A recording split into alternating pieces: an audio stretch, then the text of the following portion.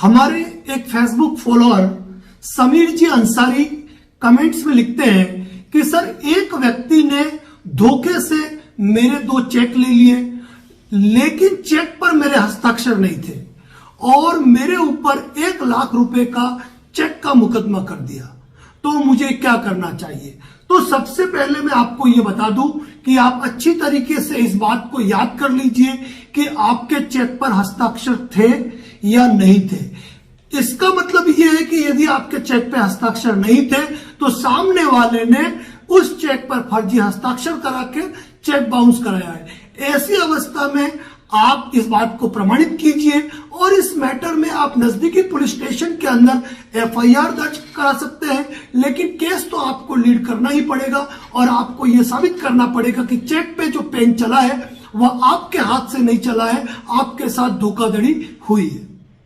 एक Facebook follower Shyam सुंदर जी खांडल ने फेसबुक कमेंट किया और पूछा, सर आपसी सहमति के आधार पर यदि तलाक लिया जाता है तो क्या उसका लाभ सरकारी नौकरी में आरक्षण के रूप में मिलेगा। यहां पर मैं आपको स्पष्ट करना चाहूंगा कि यह जिस भी आप राज्य के हैं, यदि उस राज्य के सर्विस मैनुअल के अंदर नौकरी देने के जो प्रावधान किए गए हैं उस नियमों और कानूनों के अंतर्गत यदि उनके द्वारा कोई रिजर्व कैटेगरी डाइवोर्सी तलाकशुदा महिलाओं के लिए रखी गई है तो आपको उसका लाभ मिलेगा। और लगभग स्टेट्स के अंदर तलाकशुदा महिलाओं के लिए रिजर्वेशन कैटेगरी डिसाइड की गई है और उसका लाभ उनको मिलता है। लेकिन यह भी स्पष्ट रूप से सुन लीजिए कि यहां पर केवल और केवल लीगल रूप से कोर्ट द्वारा जो डाइवोर्स लोगे उसी के अंतर्गत आपको इसका बेनिफिट मिल सकता है। आप स्टाम्प पर की गई लिखापड़ी को तलाक की डिग्री बताते हुए आप उसका लाभ नहीं ले सकते। फॉलोअर श्री सतीश कुमार पूछते हैं कि सर चेक बाउंस के मैटर में कितने गवाहों की जरूरत पड़ती है कोर्ट में।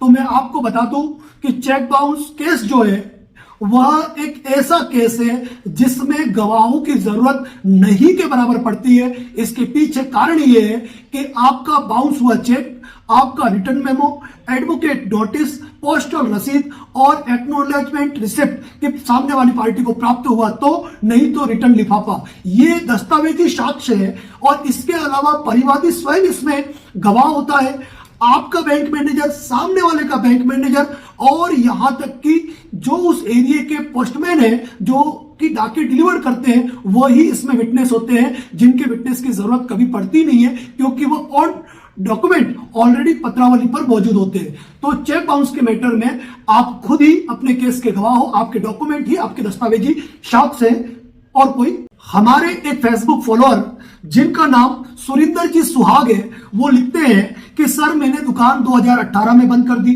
और किसी व्यक्ति ने 2021 का बिल काटकर मेरे ऊपर फर्जी केस फाइल कर दिया। कोई दिक्कत नहीं, कोई दिक्कत नहीं, सामने वाले ने आप पे फर्जी केस किया है यह साबित करना आपके लिए बहुत आसान है। आपके जहां पर दुकान थी वहां के आसपास के जो लोग हैं वह इस बात का प्रमाण देंगे कि आपने दुकान 2018 में बंद कर दी। जो बिल कटा है वो 3 साल बाद कटा है। आपकी बिल बुक जहां से आपका काम बंद हुआ वह बिल बुक आप बतौर साक्ष्य पेश कर सकते हैं और वह बिल ऑलरेडी आपकी बिल बुक से मैच नहीं होगा, आपकी हैंडराइटिंग मैच नहीं होगी। ऐसी अवस्था में उस पर हैंडराइटिंग किसकी है, फर्जी हस्ताक्षर किसने किए, किसने बिल काटा, यह इन्वेस्टिगेशन का इश्यू है और जिसने भी फर्जीवाड़ा किया है यकीनन उसके खिलाफ मुकदमा आप दर्ज करवा सकते हो और वह व्यक्ति सीधा जेल जाएगा, उसे कोई रेमेडी प्राप्त नहीं हो पाएगी। फॉलोअर श्री सुनील कुमार जी लिखते हैं कि सर एक पार्टी ने मुझे चेक नहीं दिया लेकिन उसका जीएसटी बिल कटा हुआ है, तो मैं उससे राशि की वसूली कैसे करूं। तो यह आवश्यक नहीं है कि आपके पास चेक होगा तभी उस राशि की वसूली कर पाएंगे।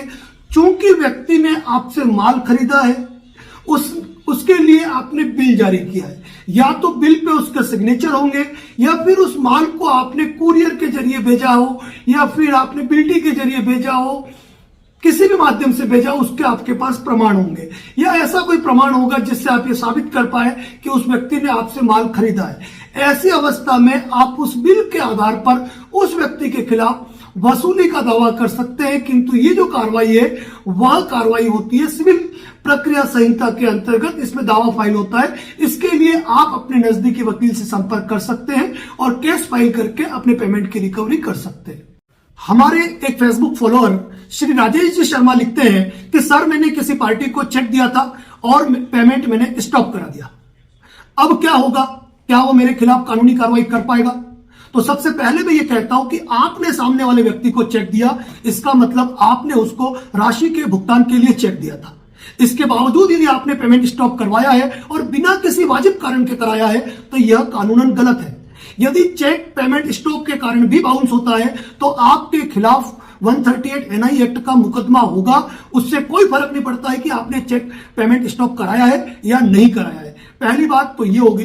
दूसरी बात ये होगी कि पेमेंट स्टॉप कराने के मैटर में यदि सामने वाली पार्टी के पास कोई ऐसा एविडेंस है कि आपने उसे अपने विधिक दायित्व के भुगतान के लिए चेक दिया है तो वह आपके खिलाफ 130 एनआई एक्ट के अलावा 420 का मुकदमा अलग से दाखिल करवा सकता है। तो ऐसा आपको नहीं करना चाहिए यदि आपने लीगल दायित्व के चलते अगर आपने यह चेक जारी किया है।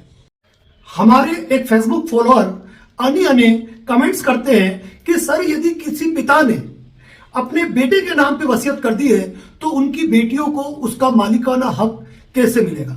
सबसे पहले मैं आपको यह बता दूं कि कोई भी व्यक्ति वसीयत उस अवस्था में कर सकता है जब वसीयत करने वाली संपत्ति उसके द्वारा स्व अर्जित की हुई हो, यानी कि उसके स्वयं के एफर्ट से उसने जो संपत्ति बनाई है वह केवल उस संपत्ति की वसीयत कर सकता है। यदि संपत्ति उस व्यक्ति द्वारा अपने पुरखों की संपत्ति, जो पूर्वजों की संपत्ति है, मॉरिशी प्रॉपर्टी है, यदि उसकी वसीयत उसने कर दी है तो ऐसी अवस्था में बेटियां अपना मालिकाना हक प्राप्त करने के लिए कानूनी केस फाइल कर सकते हैं। लेकिन यदि व्यक्ति ने अपने स्वअर्जित संपत्ति की ही वसीयत की है तो ऐसी अवस्था में बेटियां अपनी जो हक है उसके लिए कोई दावा नहीं कर सकती है, कोई क्लेम नहीं कर सकती है। हमारे एक फेसबुक फॉलोअर श्री अजीत जी अग्निहोत्री पूछते हैं कि सर मैंने एक चेक बाउंस कराया, चेक का नोटिस भी दे दिया और चेक का नोटिस देने के बाद मुझसे चेक कहीं खो गया, ऐसी अवस्था में क्या मैं चेक का केस फाइल कर सकता हूं? जी हां, आप जरूर चेक का केस फाइल कर सकते हैं। सबसे पहले आपको अपने चेक के खोने की मिसिंग रिपोर्ट आपके नजदीकी पुलिस स्टेशन में दर्ज करानी होगी।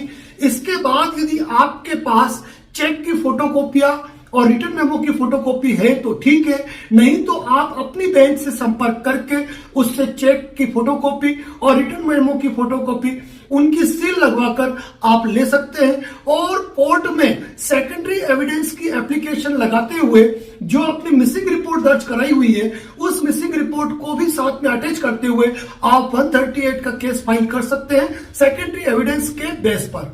हमारे एक फेसबुक फॉलोअर श्री हीरालाल जी प्रजापत पूछते हैं कि सर क्या नॉमिनी जो व्यक्ति मर चुका है उसके लोन को चुकाने के लिए उत्तरदायी है? जी हां, यदि नॉमिनी ने कोई राशि मरने वाले से या उसकी कोई संपत्ति नॉमिनी के रूप में प्राप्त की है, उत्तराधिकारी के रूप में प्राप्त की है और वह उस संपत्ति या उस राशि का उपयोग कर रहा है तो वह नॉमिनी उत्तराधिकारी के रूप में, नॉमिनी के रूप में उस लोन को चुकाने के लिए उत्तरदायी है और उसे उस राशि को भरना पड़ेगा यदि सामने वाली कंपनी एनबीएफसी बैंक यदि इस मामले में दावा करती है तो।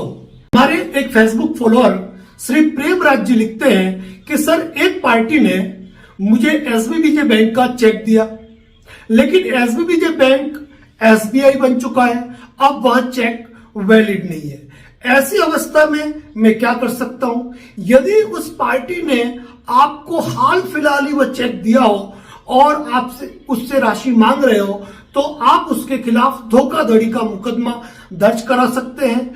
और यदि उस व्यक्ति ने आपको पहले ही चेक दे दिया है और आप टाइम लिमिटेशन निकाल चुके हैं, लेकिन यदि 3 साल ही हुए हैं तो आप इस मैटर में ऑर्डर 37 सीपीसी के अंदर सिविल कार्रवाई करते हुए अपनी राशि वसूली का दावा फाइल कर सकते हैं और इसमें आपको जल्दी राहत प्रदान प्राप्त हो सकती है। हमारे एक फेसबुक फॉलोअर श्रीमान आरिफ जी छिपा पूछते हैं फेसबुक में कि सर क्या क्रेडिट कार्ड के बिल का सेटलमेंट पॉसिबल है? तो मैं आपको बता दूं कि सबसे ज्यादा जो सेटलमेंट होते हैं वो क्रेडिट कार्ड के ही होते हैं, क्योंकि बैंकों में जब कोई क्रेडिट कार्ड होल्डर उलझता है तो बैंक उस पेमेंट को रिकवरी करने में बैंकों को बड़ी मुश्किल आती है। इसीलिए ओटीएस यानी कि वन टाइम सेटलमेंट के अंदर क्रेडिट कार्ड के मैटर में यदि आप बात करते हैं और जितना अधिक सेटलमेंट करना चाहो उस राशि तक में आप सेटलमेंट कर सकते हैं। यानी कि सबसे ज्यादा सेटलमेंट यदि होता है तो वह क्रेडिट कार्ड के मामलों में ही होता है और उसमें आपको एक अच्छी राहत मिल जाती है। हमारे एक फेसबुक फॉलोअर श्री निखिलम गुरुजी यह कहते हैं कि सर मेरा चेक बाउंस हुआ ही नहीं, उसके बावजूद मुझ पर कोर्ट केस हो गया, कोर्ट से समन आ गया। तो देखिए ऐसा नहीं होता है। यदि चेक बाउंस हुआ है तो जनरल सी बात है कि बैंक ने रिटर्न मेमो इश्यू किया है, आपको सामने वाली की पार्टी ने आपको लीगल नोटिस सर्व किया है।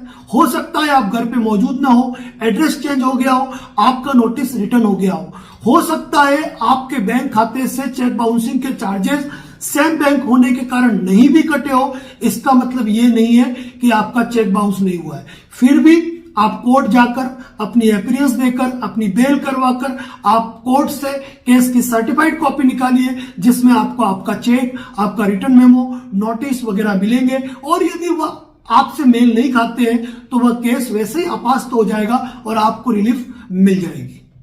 हमारे एक फेसबुक फॉलोअर श्री वैभव सिंह जी कमेंट करते हैं कि सर मैंने एक व्यक्ति पर 1 लाख रुपए के चेक का मुकदमा किया है, लेकिन वह व्यक्ति कोर्ट में कह रहा है कि मैंने 1 लाख रुपए के बदले 2 लाख रुपए तक का ब्याज दे चुका हूं और यह चेक मैंने सिक्योरिटी पे दिया था, मुझे क्या करना चाहिए।